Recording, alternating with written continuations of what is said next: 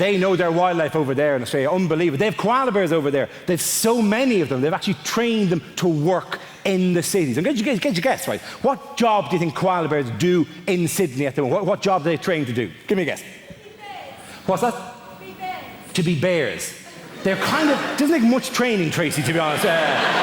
Given that it's already a bear, it really, unless you want to be a different kind, you're no koala, you're a grizzly, get out there, go on, get out there, koala. Give me another guess, what do they train them to do? Koala bears. Cuddle is glorious, what a beautiful idea. They train them to work as professional cuddles. That's a fabulous idea. All over Sydney, there'll just be podiums sitting there with a koala on it, and you can walk up and go, I'm a bit down at the moment.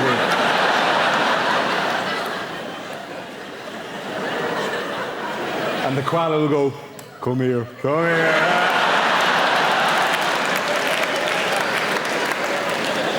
All right, now you shouldn't have now. Thanks very much. Brilliant suggestion. Give me one more suggestion.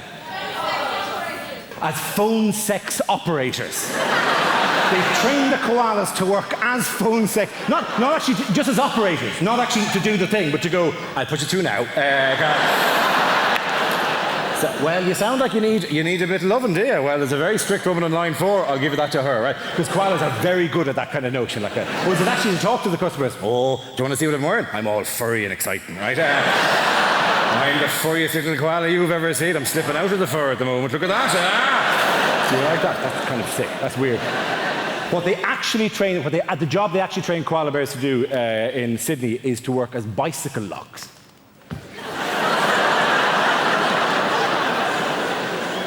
You take the koala, you put him in the frame of the bicycle, his little hands reach around through the spokes of the wheel, and then he just holds on to the bicycle like that.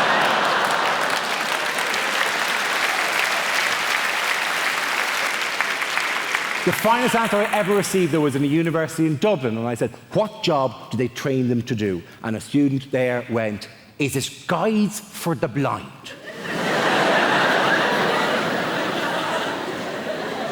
And I said, well, surely they'd use dogs for that. And she said, not for walking, for climbing.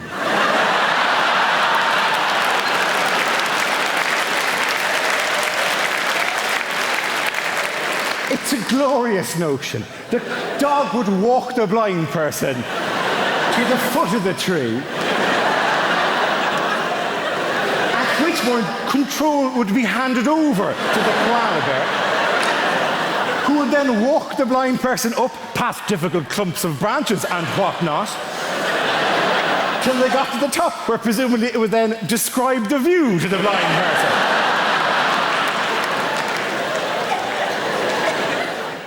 I'll tell you something. Thank you. Thank you. I'll tell you what I saw the other day. This upset me, and I'm a pretty easygoing guy. You know what I saw? I saw an ambulance. Big sign on the back of the ambulance, on the back door. Do you know what it said? It said, this is an ambulance, not a taxi. This is an ambulance, not a taxi. I know, I can see. Don't worry, I can tell. I know it's not a taxi. You know how I know it's not a taxi? Because last time I called a taxi, it didn't take 3/4 of a fucking hour to arrive. That's how I know. While I'm on the subject, can I just ask, is it really strictly necessary in this day and age to have the word ambulance written back to front on the bonnet of the ambulance? No, so if you see it in the rearview mirror, it says that. I know why. I know why. I'm just questioning it. See, my point is, if the blue flashing light and the big red cross hasn't done it for you, just a hunch, but I suspect the word ambulance is going to be lost on you as well. So I'd like to know if there had ever been anyone in the history of the automobile who was driving along, looks in their rearview mirror and goes, huh, what the heck's this? Who's this joker with his blue flashing light and big red cross behind me? Well, he's not getting past me. What does this say? Eculumbo? What does the hell that mean?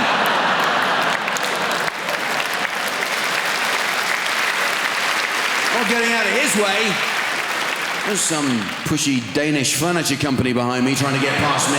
You gotta watch it. You gotta. They're all at it. I saw a fire engine. Big sign on the back of the fire engine. You know what it said? It said, "Smoke alarms save lives." I thought, yeah, more like save you the bother of getting out of bed to put the fires out, you lazy bastards. You gotta watch it. AA vans. Well, Britain's 4th emergency service. You know, only in this country could coming forth be a boast. 4th, you say, my God, runner up to bronze.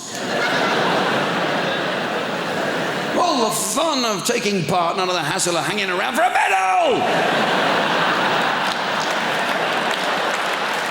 Mountain rescue, they're grumpy bastards, aren't they? So you helped me down from a hill. You have no right to criticize my footwear. I was wearing flip-flops that felt like a walk. Well, volunteer service, you see, Jack. Yeah, and don't you keep banging on about it. Listen, pal, you wanted to rescue people, I wanted rescuing. We both got what we wanted, so shut your face.